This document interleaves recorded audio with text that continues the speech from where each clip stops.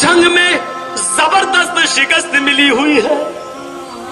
ایک چھوٹی سی مسلمانوں کی غلطی کی وجہ سے 70 لاشیں بچھی ہوئی ہیں.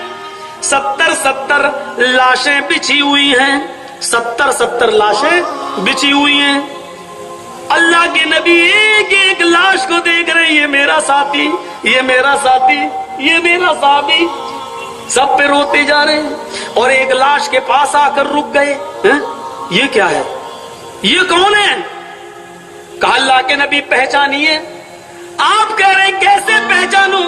ناک کاٹ لی گئی، کان کاٹ لیا گیا، گردن کاٹ لی گئی، پیٹ پھاڑ دیا گیا، کلیجہ پیٹ سے نکالا گیا.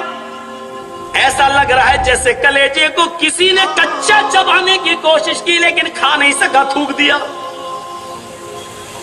صحابہ نے کہا اللہ کے رسول آپ کے چچا کی لاش ہے، حضرت حمزہ ہے.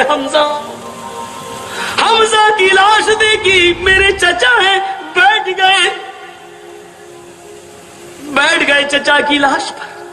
وہاں سے صفیہ دوڑتی ہوئی آ رہی ہے،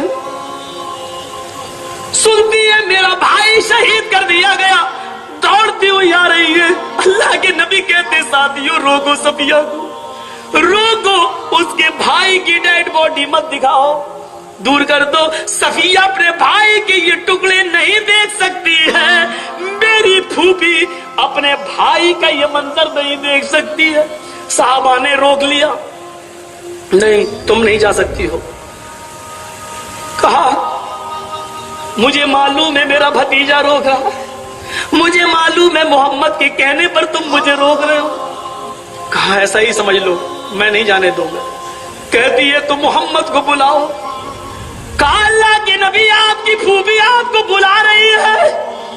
اللہ کے نبی گئے. کیا بات ہے بھتیجے، اگر تو یہ سمجھتا ہے کہ مجھے میرے بھائی کی لاش کی خبر نہیں تو تم غلط سوچ رہے ہو. بھتیجے مجھے معلوم ہے میرا بھائی شہید کر دیا گیا ہے، اس کی گردن کاٹی ڈالی گئی ہے، اس کا کان کاٹا جا چکا ہے، اس کی ناک کاٹی گئی ہے، اس کا پیٹ پھٹا ہے، کلیجہ باہر نکلا پڑا ہے. یہ سب میں پہلے سن چکی ہوں، صرف دیکھنا باقی ہے. اللہ کے نبی نے کہا ساتھیوں جب سب معلوم ہی ہے تو دکھا دو اس کو اس کے بھائی کی ڈیڈ باڈی. صفیہ نے ڈیڈ باڈی کو دیکھا تو رونے لگی.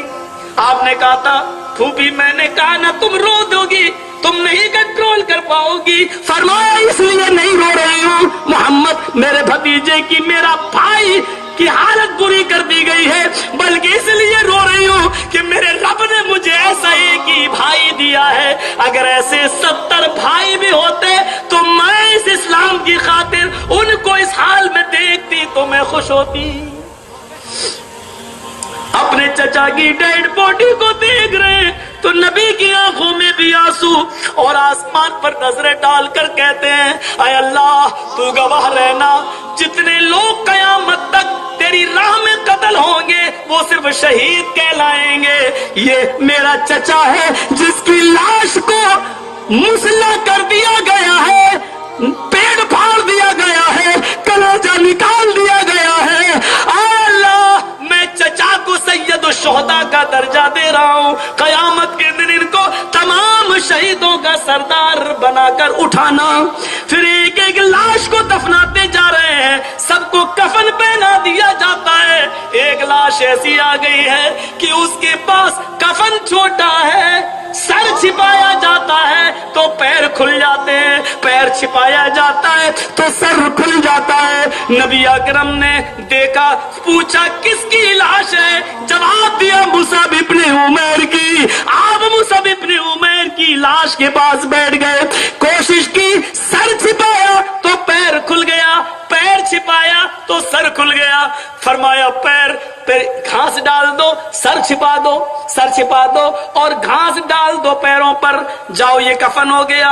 آپ کے مصعب ابن عمیر کے پیروں پہ جب گھاس ڈالی جانے لگی اس وقت نبی اکرم رونے لگے، اور آپ اس وقت اتنا روئے کہ ایک صحابی پوچھ بیٹھے اللہ کے نبی اپنے چچا کی لاش کو دیکھ کر اتنا نہیں روئے جتنا مصعب ابن عمیر کو دیکھ کر رو رہے ہیں.